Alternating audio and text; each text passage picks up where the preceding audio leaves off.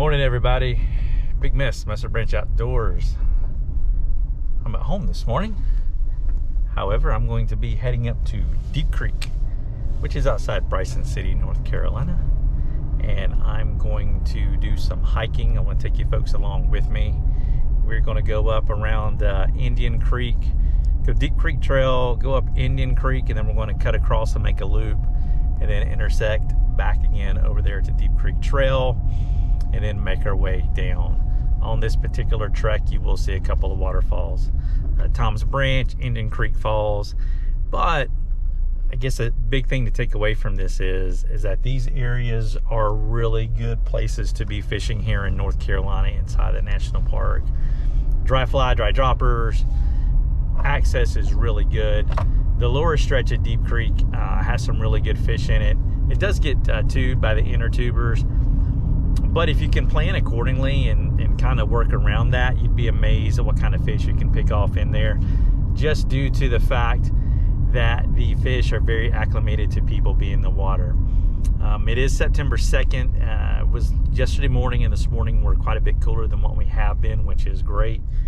I'm looking for the next couple of weeks for the water temperatures to drop, and then it will be time to get back into the water for sure. So you guys stick around and go on a trip with me here, and let's go to Deep Creek. So made it to the trailhead. Here is just one of the things here about Deep Creek. A lot of people up here Labor Day weekend, so let's hit the trail.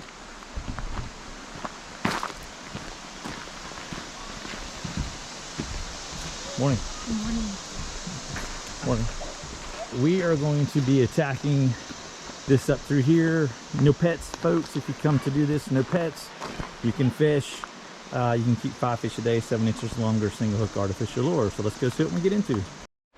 So what we're doing up through here is we're actually going up the main trail, which you can see is a old road bed. To my left, right up here, this is where you come down the trail if you go to Junie Wank Falls.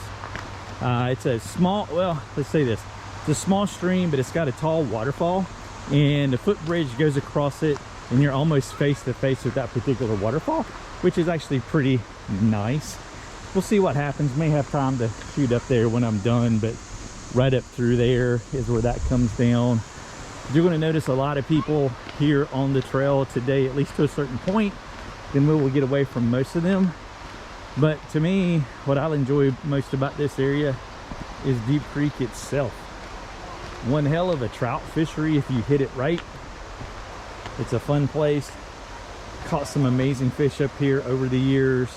This lower stretch has some amazing brown trout in it. And you can see here though, we've got the tubers here this weekend, which is pretty cool. They have a right to use the water too, but they can only go up so far as well. This waterfall here gets a lot of pictures taken on it and stuff, and rightfully so. It's kind of a good place to come and chill. Easy for the kids to get to. It's a pretty nice waterfall.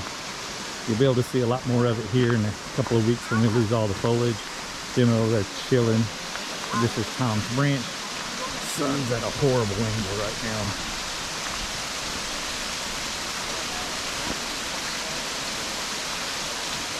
Folks playing in the creek, which is great. Looks like we got a tuber stuck over there. The recipe for disaster, they might get the baptism package with the tube rental. We'll just have to see. See a few bugs flying out there. You can see here, we got a little bit of water on the trail. I have on some Solomons that are Gore-Tex, just for this very purpose.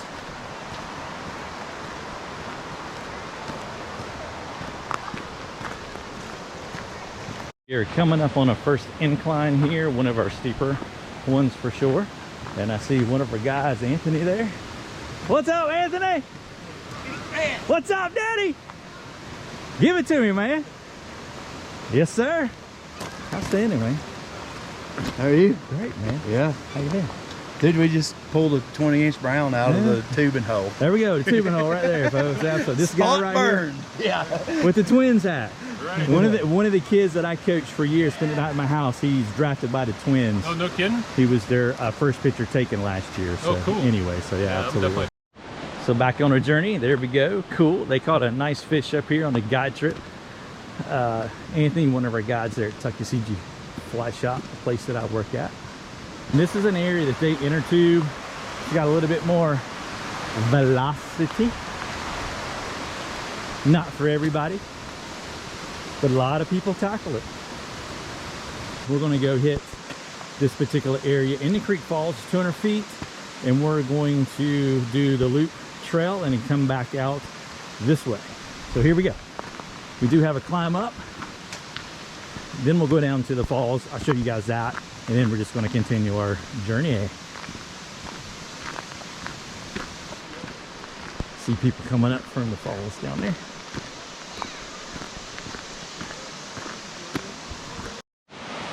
So as you get here to Indian Creek, you've got these amazing steps that have been redone down here. This used to be a goat trail. Let me see a photo op. Lots of those out here.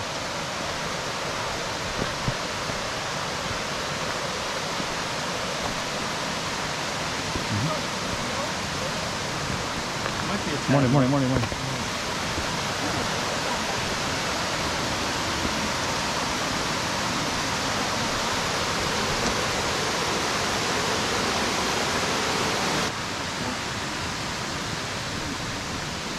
But this is Indian Creek, smaller than Deep Creek.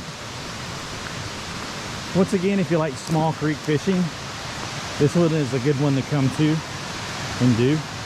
Does not get the fishing pressure such as the main Deep Creek itself.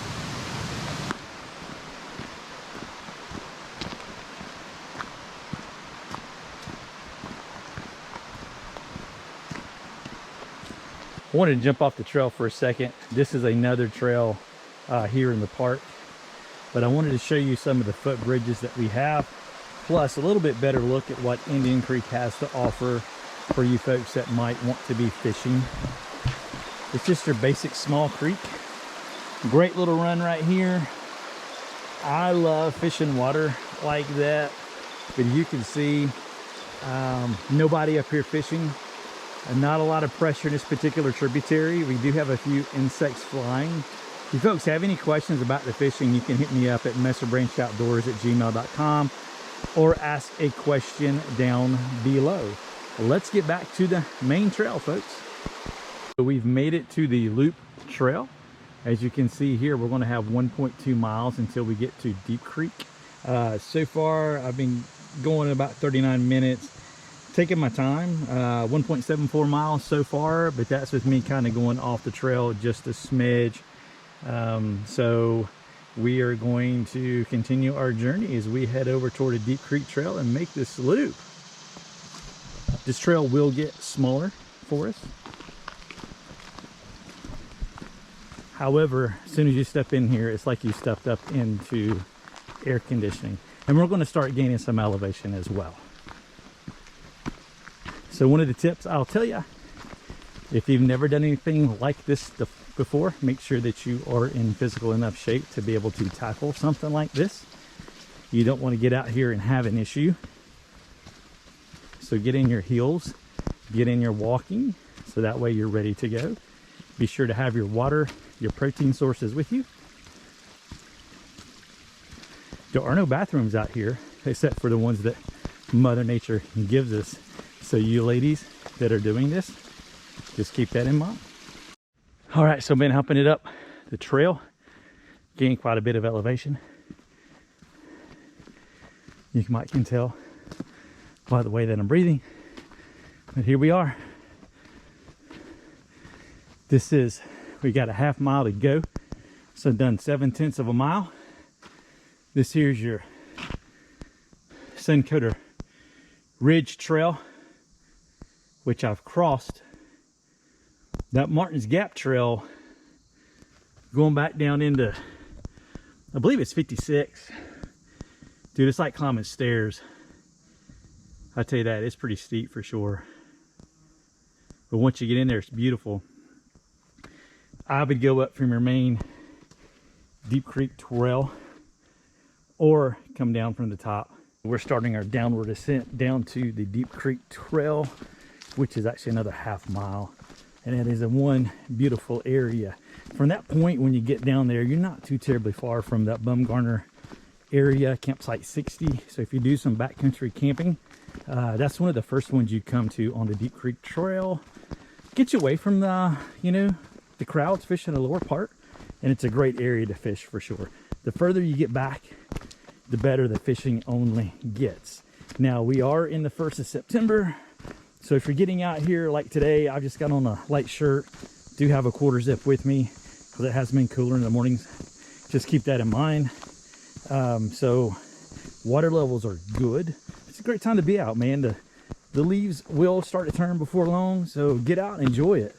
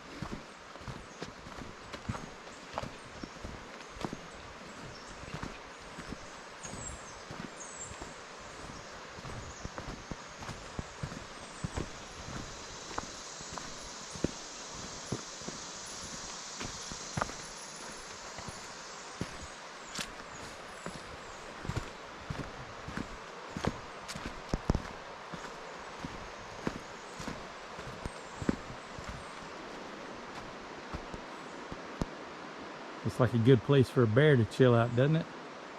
They do call me the bear magnet. If you fish with me, you'll understand why.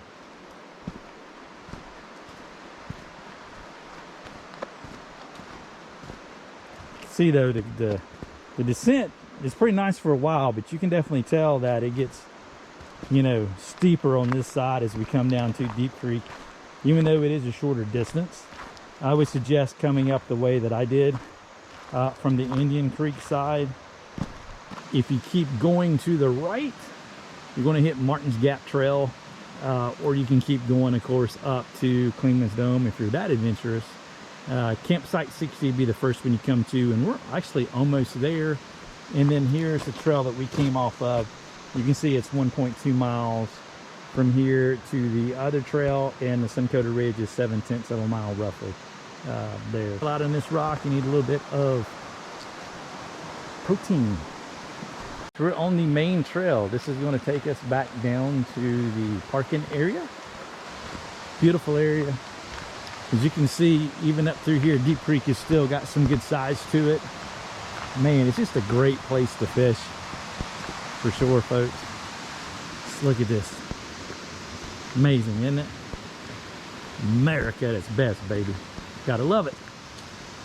To see behind me, we got some folks on horseback, which you can do through certain areas of the Smoky Mountain National Park, but it is an excellent way to get back to some awesome fishing here. I do want to point out about the fishing regulations. Inside the Great Smoky Mountains National Park, you can fish 365 days a year. You may possess 5 fish a day. They do have to be 7 inches or longer.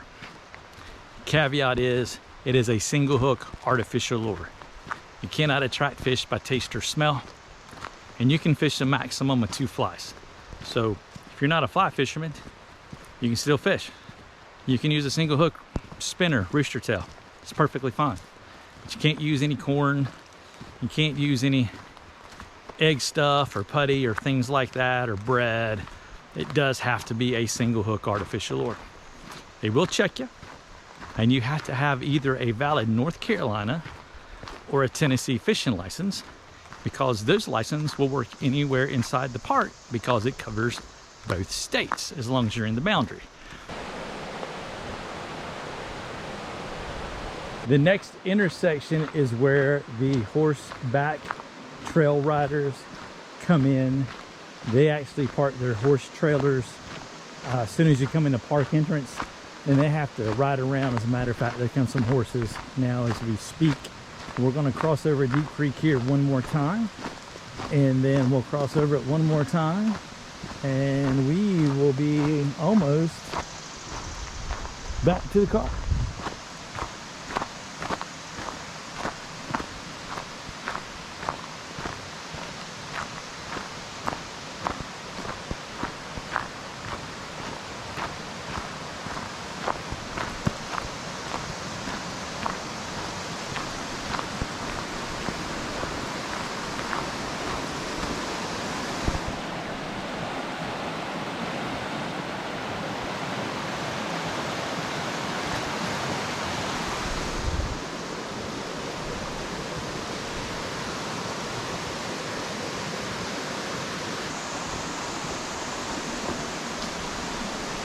And we're back at Indian Creek.